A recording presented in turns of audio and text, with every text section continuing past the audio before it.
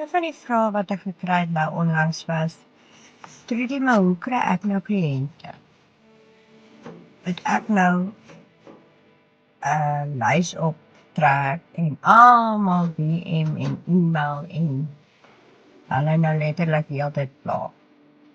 Nee, glad nie.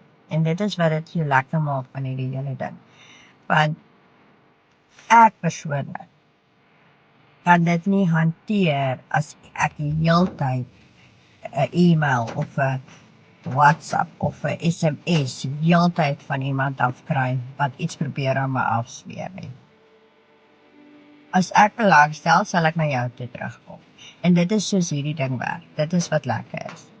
So, as jy hou van wat jy sien en jy vertrou die persoon aan die ander kant genoeg om 'n kans te vat of meer wil weet, dan, dat weet, dis hoekom ek altyd vir julle sê, stuur vir my in my comment box 'n boodskap, wat ook al dit dan nou is, en ek kom terug na jou toe.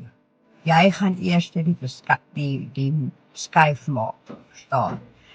So, nee, ek loop nie en gaan soek kliënte nie. En jy gaan ook nie nodig hê om kliënte te soek nie. So, indien jy belangstel, is jy meer as welkom om vir my kliënte in my comment box te sit, en dan stuur ek vir jou al die inligting wat jy nodig het.